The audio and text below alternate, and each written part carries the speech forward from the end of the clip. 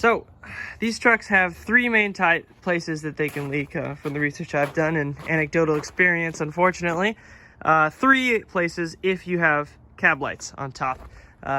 Obviously the third brake light is one of those places where you can leak, and I had an OEM light on here when it started leaking. Now I have the aftermarket one. I think they all just have problems, but especially if you buy a cheap LED light, that gasket's not gonna last long.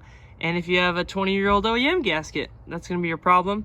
That is mainly seen, eventually your floorboards and your carpet will be wet, but until then, people often see discoloration up here and a wet headboard, or even water dripping down behind these rear seat belts. You'll have wetness in there. I had almost puddles of water in these rear storage cubbies, and so and no water up top on the seat belts. And so I'm pretty sure after doing my research that it's these air vents, and I don't know if you can see them in there, but they're in there, trust me. So we're gonna get to those. This is kind of a hidden problem, if you will. It's not one that's mentioned nearly as often as the rear brake light, and I think that that's a much worse problem when it happens.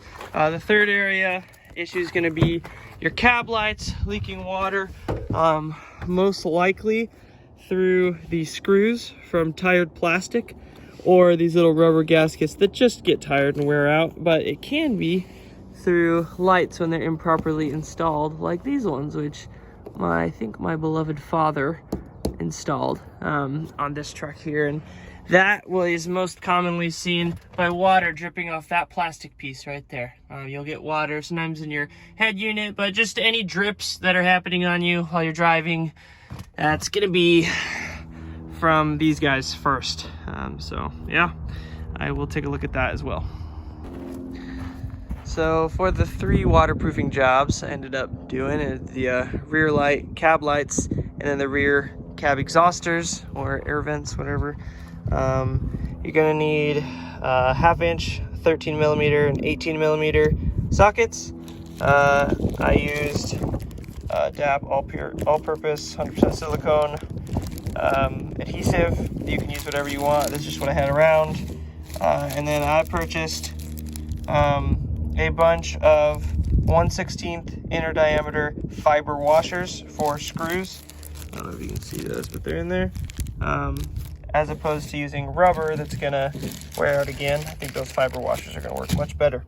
And that's pretty much everything. You need a trim removal tool if you're anal, but I'm not. So I've ordered an extra thick gasket. Looks like the company that made it is MBY DIY. I don't know. Got it online. It's advertised. I think I ordered this one on Amazon, and it's advertised as an extra thick gasket for these third brake lights. It was I don't know, between $15 and $20, so not super cheap, but it's worth it if it stops this problem. So let's start by taking off that light. Instructions say don't use an electronic screwdriver, so luckily I've got an impact instead of one of those things. You can see that the gasket this came with, it's brand new. I just put it on, but it's like a super soft spongy material, and I don't know, these have problems leaking from the top right here. Sorry for the bad camera work. And you can see I didn't clean it super good in between repairing it, and it just doesn't look like there's been water getting in here. So anyways, I'm gonna take this guy off and I think replace it if this new gasket's good. Okay, so open this guy up. It's got nice instructions on the front. This is the gasket. I don't know if you guys can see that well, but it's made out of a little bit thicker material. It still seems like a soft foam. Yeah, I don't know if you can see it. It's a much less porous material though than the gasket that the light came with. And so, all right, so got everything. Got my light, old light. Got my new gasket. Got everything. Now, old seal gasket with blade slightly, fear to destroy too much. So I'm gonna do that with fear to destroy too much. I got a little razor blade here. Don't think it has to be super nice, but I'm gonna try my best and we'll see how this goes. I'm just gonna start from a corner and start kind of Peeling it off. I'll be able to just take this off with my fingers, honestly. Oh. I don't know, man. I'll show you where I'm at so far. That's just literally using my fingernail. I'm guessing if you've got an old gasket or your OEM light on there, it's not going to be this easy, hopefully, but I'm just going to go ahead and scrape this all off with my fingers, and I'll see you after I do that. Looking at these screws, I think I might run to the hardware store and pick up replacements if I can. Okie dokie, so I'm back. I've just got back from my local hardware parts store, Wilco, here in the Northwest, and I've got stainless steel screws that match my factory ones, and I got some little fiber washers for them. They didn't have any perfectly sized screws that I liked with washers at the parts store, and so I sourced, I think these are number 10 1¼ inch screws. I'll include a picture which I took, but that's them next to the stock screws. You can see they're almost identical. The thread's a little different, but they're screws, so it'll be okay. And we are switching from that little plastic worn out washer to a nice fiber washer, which I think is going to work just fine. They're meant to, if they get wet, they expand, which seals and waterproofs things. They're used in plumbing and electrical often, and random things like that. So I'm thinking it'll be fine for my brake light. I'm hoping. We'll see. Comment if you disagree. After some debate, I have decided to slightly shave down the top of these with just my razor blade and my thumb, with a lot of control, kind of going like this, away from myself. I'm just shaving out the top because when I set this down, that top corner does kind of ride right where this top comes up. And that's the only thing that really, the part that gets close to the edge of this gasket. And also where water is going to leak in if it does is from that top there, right on the corners, I'm guessing. So I lied. I got up here, plugged it in, and noticed something that I noticed last time I was doing this job, and it's that if I line up my light just right, if my wire's all plugged in, I don't know if you can see in there, but it touches real good contact on both corners, and with no pressure, there's a slight bow in the middle here where the gasket doesn't actually touch. I was thinking maybe with this extra thick gasket it would touch. It could be warp from this eBay light, but I have to press right in the middle here to get that gasket to press on in a way that I'm comfortable with. That might be something that's solved once I put the fasteners in well, but I think to make sure that I'm getting really good contact along that gasket line, I am going to take a towel and some pliers real quick and see if I can't pull out this sheet metal just the slightest bit to help that be a waterproof seal. All right, as you can see, I don't know if you can see that, but I've taken a crescent wrench here and I put a towel over the top. Sorry for the videography. Again, I was able to fit this crescent wrench right over my metal and then just bend it out just a tad. I've done it kind of in a long arch, and I'll continue to clean it up and to try to make it really smooth, because if I have any big jumps, that is going to interfere with that gasket sealing well. But it was really easy. It requires barely any pressure at all, and I'll try to show you guys here that my light is indeed now contacting pretty good all the way across, and I know that since I bent the bottom there, any part that's not quite contacting on the top is going to be contacting the metal on this flared part, so that makes me a little happier. I don't know if you saw my gasket, I kind of cut out the interior part that they gave me and stuck it back in just for a larger gasket, so that again, hopefully I'm getting contact all the way around. And yeah, we're just gonna see how it goes. I'll post an update video after using this for a while. It might be a few months, but I'll wash the car and see if it works, and over a period of months make sure that this actually stays waterproof and let you guys know. So yeah, gotta put those screws in now. Woo, plugged in.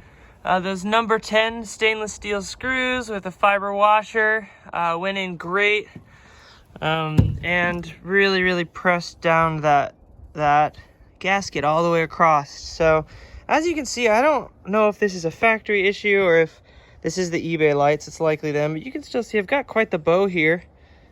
Just the gap here is not consistent. But that extra thick gasket, along with me bending out the metal here a little bit, I think is going to do really well. And if this doesn't work, then we might be switching to silicone. I'm not afraid to do it, but I'm hoping this is awesome. Next step up is to find our cab rear vents, and that's going to be a little bit more involved. So let's get right to it. These guys, here is, I don't know if that's a part number or anything, but got it from moparpartsgiant.com, and they are the rear vents for the cabin. So yeah, step one is to get these rear seats out or moved forward at least. So I'll be taking all these bolts off and getting to what I now know are called the cab exhausters, I believe. Cab exhausters or cab air vents. And yeah, so I'll do that now, I guess. Quick update, bolt sizes and locations. There are 4 18mm head bolts. 18 is a pretty uncommon size, so that's what fit best for me. I tried standard metric, but anyways, 18, and then 18 there, 18 there, along with 2 half-inch nuts instead of bolts that are holding these on, and it's the same exact identical thing for the seat over there. So I'll get these out and moved. So seats are disconnected. I'm pulling them out. The way that they connect onto this back wall, you can't just pull them right out. They've got these metal tabs, as you can see, that slide onto both of these. And they're pretty tight. They've got little dowels that kind of grab on. So you're really gonna have to get your hand up under the seat and lift up really hard on both of these. Obviously, make sure you have all 6 of your bolts out.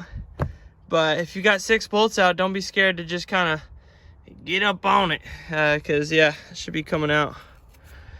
Anyways, all right, I'll lift that one out and see if I can get both of these outside of the truck. I am on the passenger side taking the seat out and realized that there are actually 7 bolts for this one, because as you can see, the middle seat belt wraps around and is connected with another 18mm bolt right there. So I'll be taking that out and then pulling this seat out. So we have fully revealed this back panel, which is the last thing that needs to come off to give us access to those exhausters. Probably saying that right. I've immediately taken the 3 of these out just because I don't want to rip any of this, and it feels pretty flimsy. I ran into a weird thing. I could swear that these bolts are the same, or they look the same as all the half-inch bolts that are connected to these guys, which were here.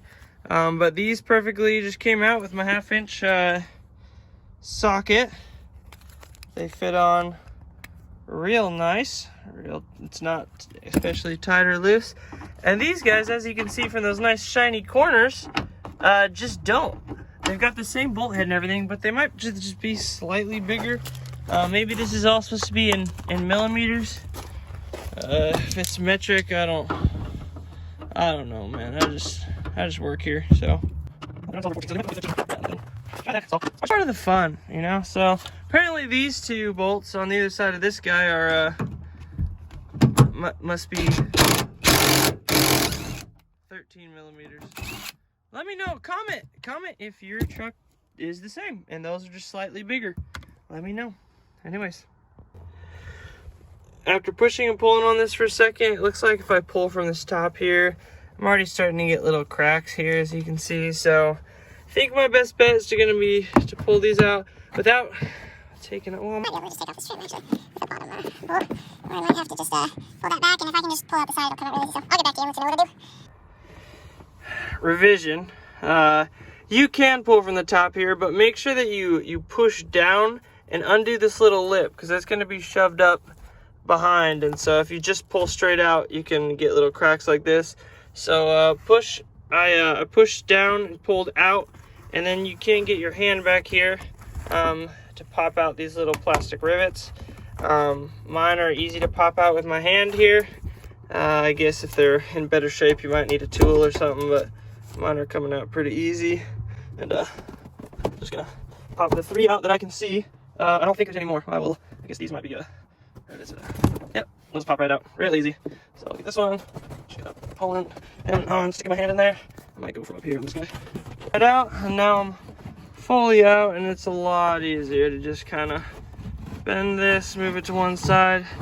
Looks like it's gonna come right out of there. And I can just shimmy it out of that side, and we are clear. Anyways, that's what we're replacing. These babies right here. You can see that both of them are not stuck open. They're still closed, but that's not our issue. It is that the rubber seals on them deteriorate. So let's get to changing these out right in a second here. All right, I've just finished removing this first rear exhauster, cab exhauster vent.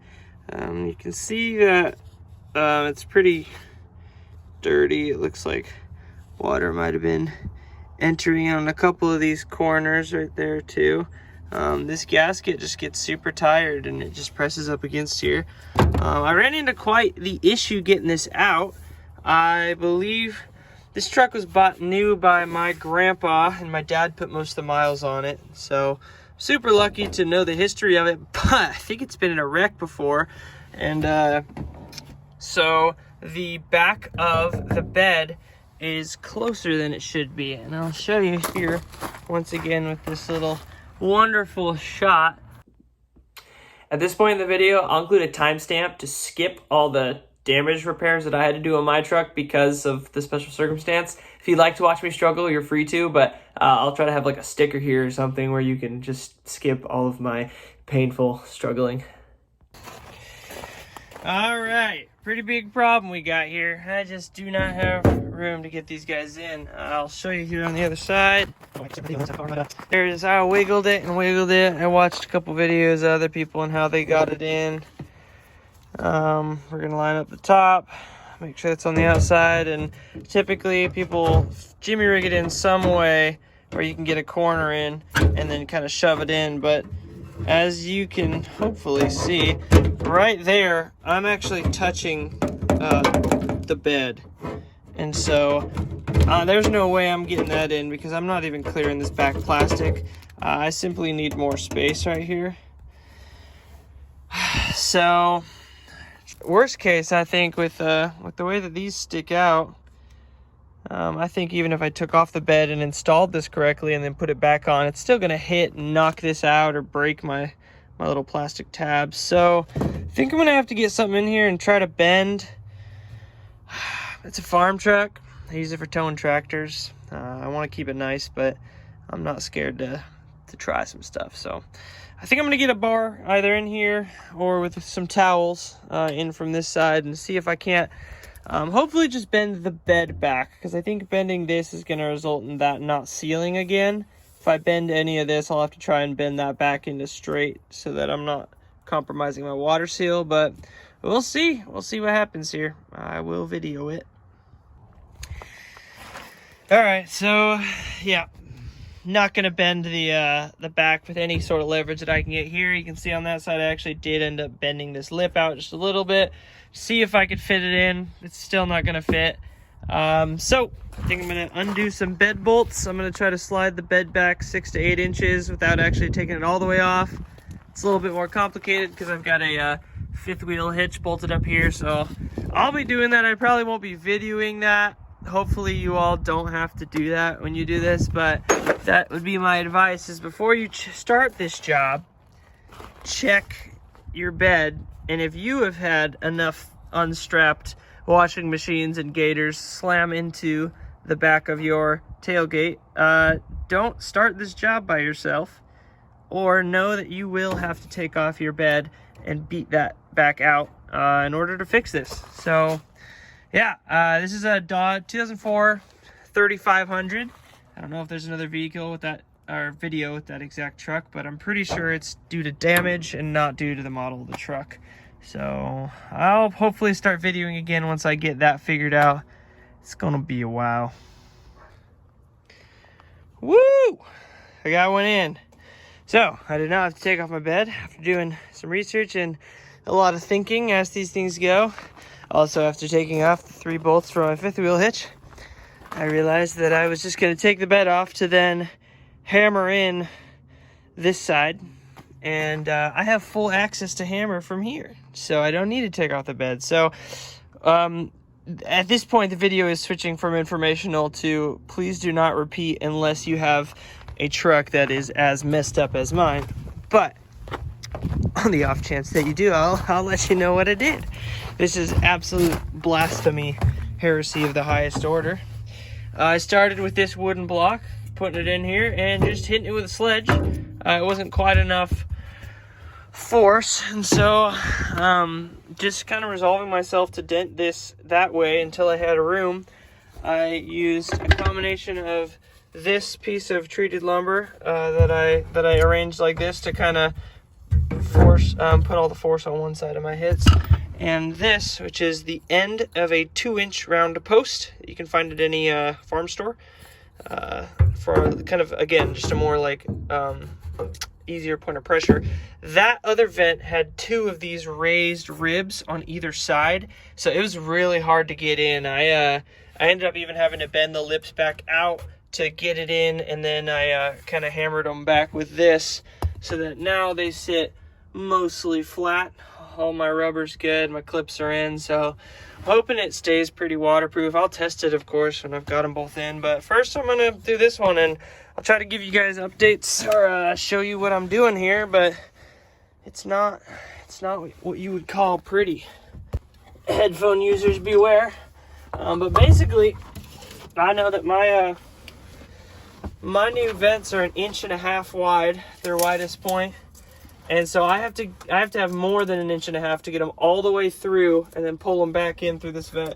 And right now I have 1 inch between the rib and here. So I gotta have 3/4 inches of movement in this metal before I can even start. So I started with my towel around my wood, and then I stopped doing that because it was taking too long and absorbing too much of my impact. So I'm pretty much just going like this. And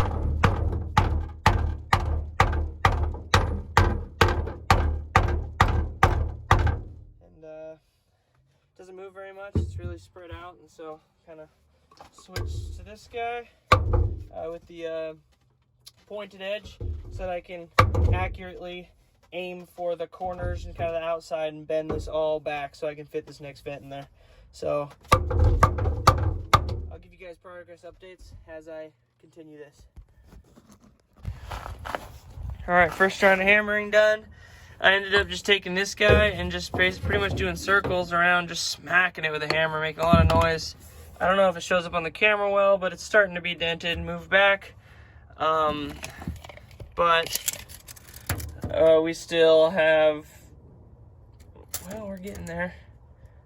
1 inch and a little over 1.5 inches on kind of the most dented part. Some of these parts are a little better, but the problem is to get this thing is supposed to come from the other side. You're supposed to take the bed off and get it in. So to get it in without taking the bed off, I need a lot of room to be able to move this bottom corner in, because these tabs in the front are a problem. I gotta fit this bottom corner in like that, and then I have to move it up to fit this bottom corner in. And to push this one in with that one still in, I just need more space. I am touching there, and as you can see, I still have what, like a 1/2 inch of material out that I'll end up having to bend those tabs a little bit, and they flex really good, so I didn't break the last ones, but you can kind of see I can almost, you know, do this with it right now, where both my bottom corners are in, but sorry, I'm gonna give you guys seizures. But my tabs are so far up that when I take this top and move it up like this, I'm gonna snap both of those tabs off. So I need enough room to where those tabs aren't just gonna snap off, because these are actually part of the new design in that it holds onto the metal of the truck from both sides. So these tabs are gonna stop it from coming further into the truck. It's gonna stop that bottom from coming loose. And so, yeah, I'm gonna keep hammering at it, and if I can't get it, then I'll pretty much shove it in there like that and push up and start hitting it till it goes in. They're not too expensive, so if I break one, I'll order another, but my goal is not to do that. So I will be smacking this thing away. All right, I've taken another round of swings at it. You can see some of my marks. I took a couple unprotected sledge swings just to get that last little bit of denting, because it's starting not to move anymore. Just for the people who are questioning, I couldn't actually fit a bar in by here or from the underside. I tried to fit a bar up under here, and I didn't have anything that was long enough to reach there that also didn't hit the ground, and was gonna actually get leverage on where I need it. I also tried moving these up from the bottom of the truck with a wire, like I saw someone else was able to do on his truck, and there's not actually enough room in between the cab and the bed to put these in from the bottom on this truck. So here I am. Hope none of you end up in this situation, but if you do, you'll have a YouTube video of someone else suffering. On the other one, I had to take my crescent wrench, good old farm hack. I had to take my crescent wrench before I was done and bend all the walls out, so I'm just gonna do that on this one before I even start trying. I tried to only bend these outside walls, and I only bend them out because then when I actually get it in, I can hammer them back pretty flat. And they should all be good and be able to seal, because I can hit them back that way. And so we're just gonna see, man. We're just gonna see how this ends up. I'm really breaking it down to the fact that a dealer is not gonna fix this for me, because it's damage on the car. It's no longer stock, and I can't just leave this. Obviously it's molding the car, so it's too expensive of a truck to be deteriorating due to mold and mildew on the interior, and I'm still using this for the farm all the time, so it's hurting my soul to do this to it. But I don't quite see another option in the moment, and hindsight's 20/20. I'm sure one of you will have a great option to not do this, but this is what I'm doing. I'll read the comments if this doesn't work and I get water in here again. But so with the outsides bent out like that, it's just gonna help me fit those edges in a little bit better without breaking my tabs. And let's see if this works.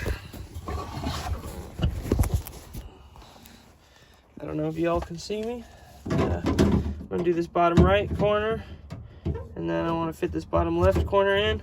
Once both of those are in, I'm just gonna slowly try to move this bottom left corner down, get the right corner down, and you'll see it torque and bend, and the goal is to get this top right corner in. So I'm watching my tabs. They're kind of slowly starting to bend. The good news is all this metal is a little bit flexy too, so it's not super comfortable back here, but I'm just gonna, oh, there we go. Okay, pushed. My tabs are good, they're not broken. Just gonna slip that in there, and then I'm gonna push on this side. Okay, there we go, all the way through. Now, since this is through, I know it's not gonna fall out. Theoretically, I think it could on a regular truck, but on my truck, it's not going to. So I'm gonna take this opportunity, actually, while it's in there, to bend back some of this metal with my crescent wrench and with my little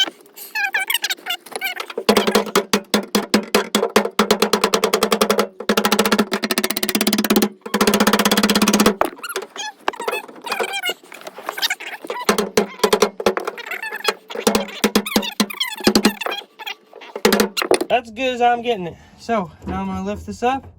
I'm gonna get those top tabs in first, and if I can't pull them in, the good news is this one's pretty tight, so you'll be able to tell if you didn't do a good job on your metal, you know, I'm still talking like some of you are gonna do the same thing. We'll see.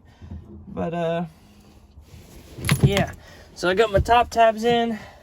Then I'm gonna lift up on the louvers and just pull back. All right.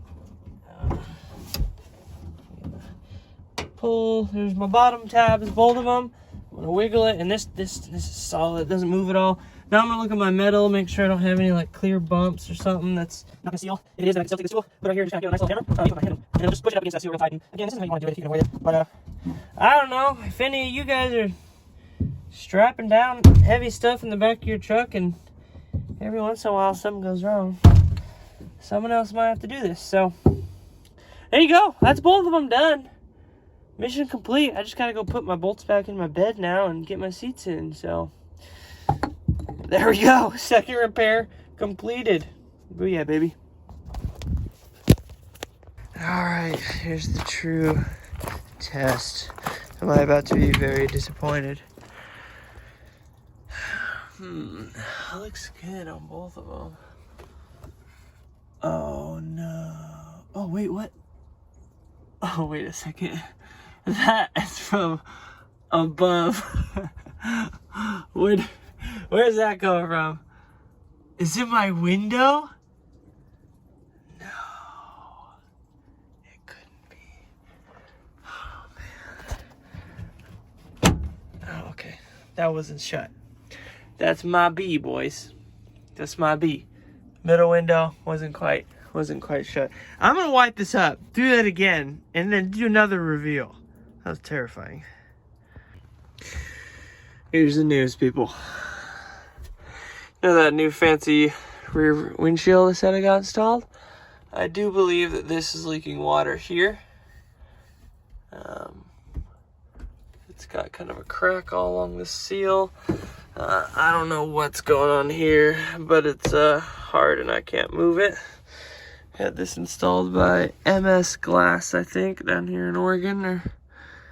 And if that is it is indeed my window. I think that it's leaking water in here.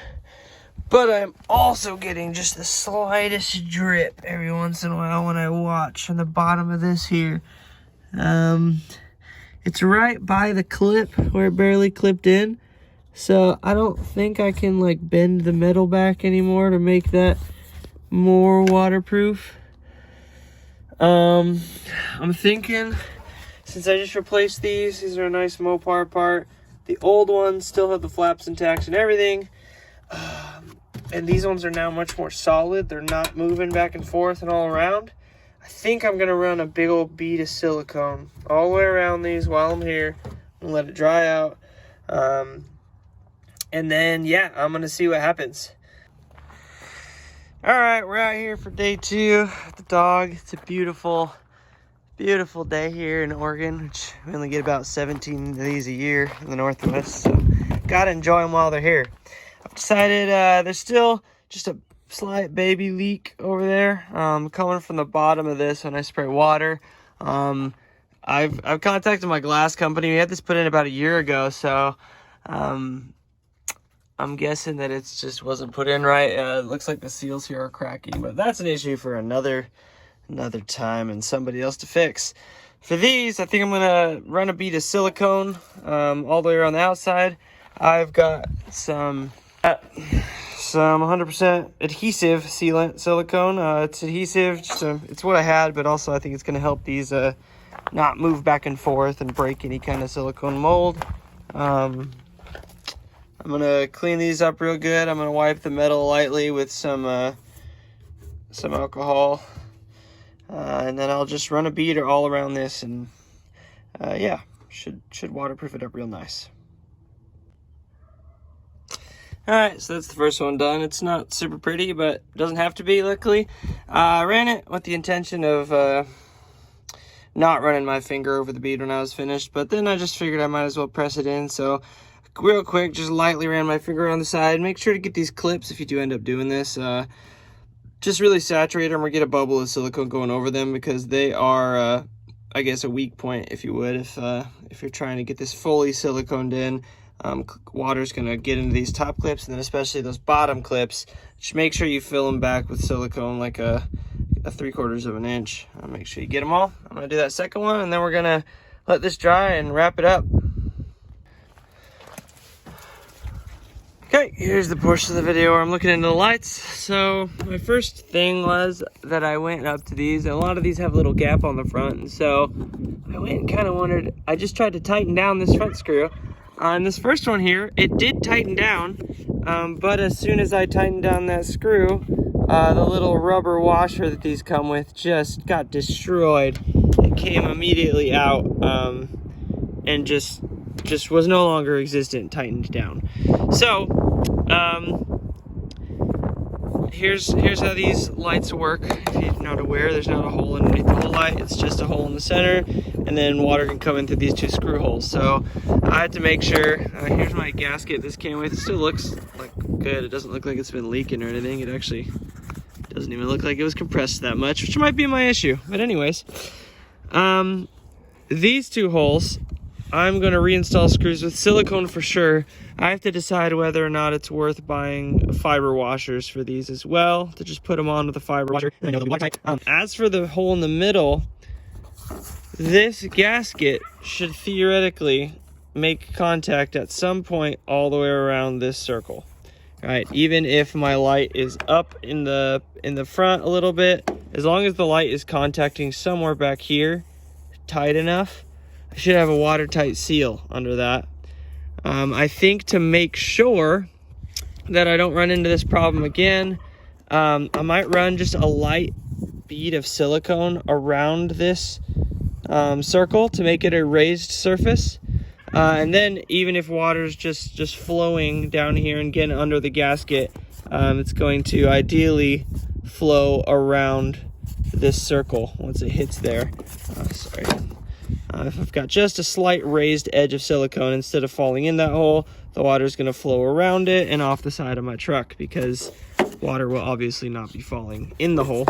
It's only going to be seeping in if this gasket fails or is bad. And so in an effort to not redo this, I think I'm going to try to do silicone. I'm not going to fill in the whole hole or anything. I'm just going to run a little light bead, and if it doesn't work, it doesn't work, you know. I'm just here learning stuff. All right, so I've got all my fiber washers here, and one by one I'm keeping these screws. These are, I don't think, the factory ones. I assume these came with the kit my dad has on the car. But I'm really glad I'm taking the washers off. You can see I just dropped them, and there's these plastic old washers on some of them that have rotted off and are breaking. And then some of these rubber washers, even as I take them off, are deteriorated enough that they're breaking or flaking off. They're easy to just kind of snap in my fingers if I stretch them at all. And so I assume they've been bleached in the sun for enough years at this point. Hasn't been that many years, but they're cheap Chinese little rubber washers, so they weren't meant to last, and they haven't. I'm hoping that these fiber washers last a little bit better in the sun. They're meant to dry off and kind of get baked and then swell up when they get wet again. So I think these are 1/8 inch inner diameter fiber washers from my hardware store. I just brought my screw in. These are, I believe, number 10 1 1/4 inch screws again. I just brought them in and kind of matched them up on the wall with washers, and I think this is going to work real good. But I'm going to add some silicone just as a safety measure, as you should, and apparently all things in these trucks, because it's just leaking all over the place. So yeah. So I've got my system down pretty good at this point. I don't know how well I'm going to be able to video this, but once you get your light off, I've got my little hand towel up here. I've got my electric screwdriver, and I've got my 100% silicone adhesive sealant. I don't know, this stuff might turn yellow in the sun, so maybe do some research on the sealant. I can't advocate for this, but I know it's going to seal good, and it's aquarium safe, so that's the most important thing. I'm going to put a little bit of silicone in there as I put my screw in. That's one of those points where water can get in. Sorry for the videography. like and subscribe so I can justify buying a tripod for my phone. So a little bit of silicone on both of those guys, and then I am doing, let's see if I can do this one hand, a ring of silicone around this circle. Now I'm going up and down pretty radically on purpose. I want this to be kind of a jagged edge thing where if water's gonna slide under that gasket, it's hopefully gonna go around from this life-saving silicone. So at this point you can put your light down, although you gotta be really careful because a couple of these have the wires have not wanted to go in the hole when I put it down. So make sure you're actually getting your wires all the way and they go down in the hole as you put your light down. You can do your best to line it up. The other thing that I've been doing a little bit is siliconing the actual tops of these lights.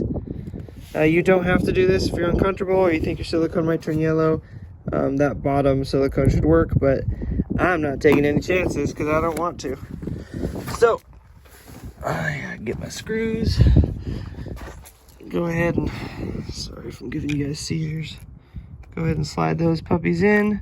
And then the easiest thing to do for me is to slide the screws in and then line it up as you put the light down so you're not messing around with the screws down there.